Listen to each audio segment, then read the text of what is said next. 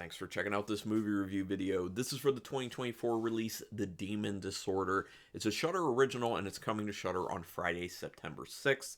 So this is a no spoiler review. Pretty in the middle on this film. I'm going to tell you up front, there's some stuff that I thought was pretty cool about it, and then there's some stuff that I thought they kind of struggled a little bit with. But it is a low budget independent film, you can tell, so it's always worth celebrating these types of films because a lot of love goes into them. And you'll see how conflicted I am in my rating at the end. But anyway, let's get into it. This film's directed by Steven Boyle. No other credits. This is the individual's first feature film. So I will say, for a first feature film, pretty good. Pretty good for a first feature film. I am interested to see what Steven Boyle can do after this. The film was written by Boyle as well as Toby Osborne, and Toby Osborne had written a few things, including Black Hat, Virginia Obscura, Hadal Zone, and Extreme Rescue, just to name a few. This is an Australian film, so just so you know, you will hear the typical Australian accents, and actually, there's been some interesting stuff horror-wise coming out of Australia for the past few years, so whenever I see that Shudder's getting a new, exclusive or original that's from Australia, I usually get pretty interested because, I don't know, I feel like they've been doing different things. You know, there's a tendency for a lot of the same type of stuff to come out of a certain country, and so it's always just nice and refreshing when I can get kind of different perspectives and different things going on. And I feel like from Australia, the horror films I'm getting from there, especially the low-budget independent films, I get a lot more different stuff. So, again, Shudder original coming Friday, September 6th.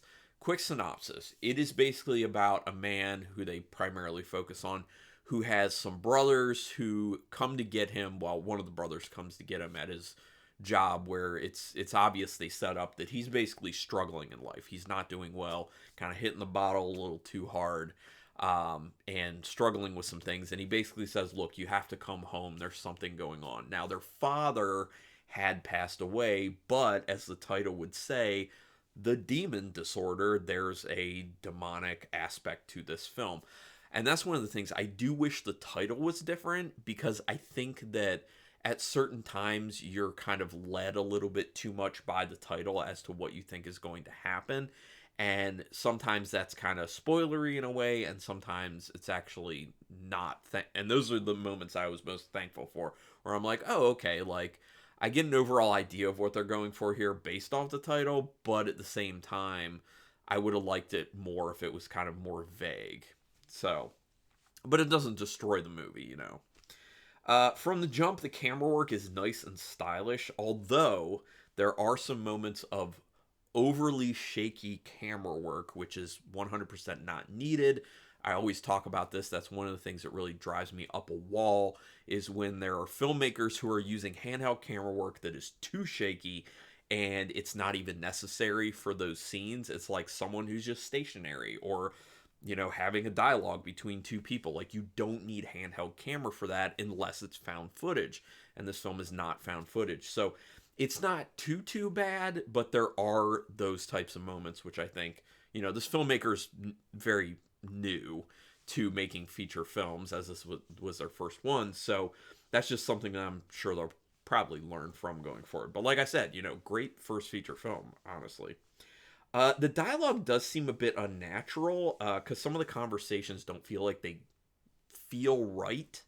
The interactions feel a bit disconnected between characters. Like, there's things that would be said between people that are just kind of left out of the dialogue, and it's just a little too sparse, and you're just kind of like jumping through some things when you're having these conversations with these characters. So the dialogue needed some work, in my opinion, but I will say, from an acting perspective, I thought the actors did a pretty solid job. Nothing phenomenal, but solid. Pretty solid. The relationship between two of the main brothers gets kind of annoying kind of fast. There's a lot of bickering involved, and this goes to the issue of kind of dialogue again. Overuse of this. It seems like they kind of rely on defining the relationship between these two characters as just fighting. And it just they do it over and over and over again, to the point where you're just like, okay, we get the point that they don't get along. We don't need to keep hammering this home, and it's annoying. It's extremely annoying. So I wish they kind of would have cut back on some of that. There is some good tension building done with some scenes in this film. Part of that from the score, part of that from the camera work, part of that from the acting, and part of that from the practical effects, which I'll get to in a minute. And that's one of the big things, is especially when you're making your first feature film. It is, I'm not going to say impressive, but it is a good sign to me when someone can create at least a few scenes that feel like they're building genuine tension and holding it to some degree. And I think that is done in this film. And so that is a good sign for going forward for writer-director Steven Boyle. They use practical effects, and they look a bit goofy at times. If you're focusing on things like, to a certain degree, there's something with a chicken. That one in particular looking kind of goofy. Like, they don't look like they're, top quality, but you wouldn't expect it for a film like this. So honestly, when you're looking at it, you're thinking low budget independent film, pretty impressive what they were able to do with practical effects, and actually how much practical effects they actually use in the film. So I was actually impressed with that aspect of it. But there are these moments where it's a little bit goofy, but still really fun. And that's the thing. At no point do those moments of like the goofy practical effects actually take you out of the movie. It actually kind of makes it just feel a little bit different, a little bit more of like a light fun type thing. I do like the direction they go with the practical effects as well. They get pretty gooey and gross, and the design of some of these practical effects, pretty nice. So yeah, I think that's one of the strong areas of this film in particular that people will come away from and remember and really enjoy about the film is, yeah, cool practical effects, and they went pretty big with them, especially at the end of the film. There's a character introduced immediately, but then not seen or heard from for about 40 minutes in the film, which is a really odd thing to do in my opinion. And there are those times where people kind of have characters where like they'll introduce them very early on, and then you won't see them until like the end of the film again, because they're trying to make you forget about them. Like giallo films will do that, where they'll basically have like a very small bit part where you see this person and then you see him again at the end of the film. And that's because they want you to know this person is a part of the story, but they also want enough time to pass so that you forget about them. That was not the case with this. This was just a situation of a really odd choice to not check in on this character at all. It made them feel way too disconnected from the actual story, and like they didn't actually matter, and they were more kind of shoehorned into the story just to, I don't know, just have another character. It just didn't work that well, in my opinion. So this goes back with the dialogue issue of script writing definitely needs work. More revisions, go a little, flesh out the ideas a bit more. This is an okay effort at tackling familial issues with horror, even though that is something that's been pretty overdone in horror. Familial struggles is, well-trodden material, and a lot of people take their cues from Stephen King when it comes to this.